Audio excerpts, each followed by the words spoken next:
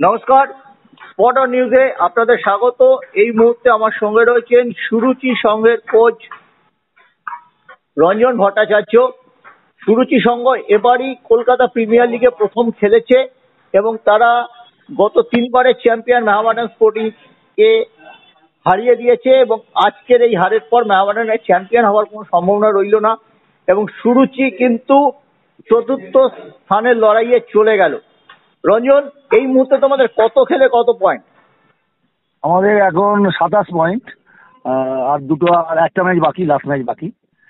কি বলে, against customs last match, ওটা 30 তারিখ আছে ম্যাচটা।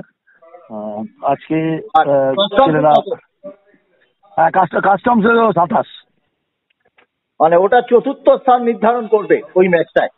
হ্যাঁ হ্যাঁ হ্যাঁ হ্যাঁ হ্যাঁ। আজকে কাস্টমসের দুটো ম্যাচ বাকি আছে, কাস্টমসের দুটো ম্যাচ বাকি।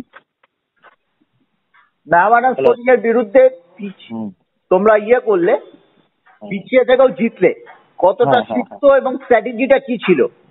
অ্যাকচুয়ালি আমাদের সুপারসে 24 পয়েন্টে যাওয়া মানে, তারপর ফার্স্ট ম্যাচটা ডাবনাওয়ার কাছে ভালো খেলেও আমরা হেরে যাই, তো একটা কিছু মিস্টেক্সে, তো যার ফলে টিমটা খুব মরাল ডাউন হয়ে যায় এবং টোটাল 9খানা প্লেয়ার 21 জন থেকে বেরিয়ে চলে গেছে, যেটা সুপার সিক্সে কোনো টিমে।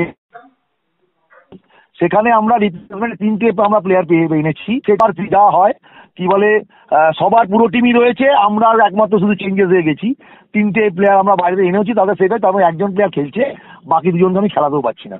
তো এই জায়গা থেকে একটা কঠিন চ্যালেঞ্জ বলতে পারেন। এবং হারার পর যেটা হয়েছে আর কি, টার্গেটলেস হয়ে গেছে ওর লিগটা। সেখানে কি বলে, প্লেয়াররা বলতে পারেন যে ভীষণভাবে ওরা সাইকোলজিক্যালি ওরা উইক হয়ে গেছিল, যে জায়গা থেকে আমাদের খেলায় ওদের মানে অনিচ্ছুক ঘোড়াকে দৌড় করানো, যে জায়গাটা আমি ফিল করেছি এই কদিন।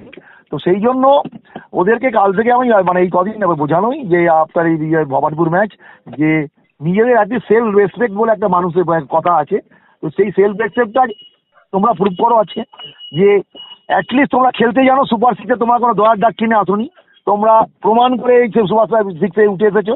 তো অ্যাটলিস্ট এই একটা ম্যাচ আছে যেটা আইএসএল ক্লাব, তার টিমকে তুমি হারাও, এটার জন্য এইভাবে যাওয়া সে গেছে, আজকে সাকসেস হয়েছি আমরা। তো ছেলেরা খুব কঠিন, আমি তবে বলবো এটা খুব কঠিন লড়াই। মানে বলতে পারে পরের ম্যাচটার জন্য একটু অক্সিজেন হলো, যেটা একদম অনিচ্ছুক ঘোড়াকে মানে দৌড় করানো।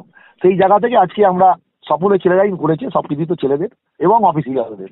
আমি জাস্ট রাস্তা দেখিয়েছি, আমার কাজ ওটাই। তো দেখা যাক কি বলে, আগামী আর জিতে 4th পজিশনটা পেলে ভালো লাগে। বিরতিতে কি বলেছিল ছেলেরা?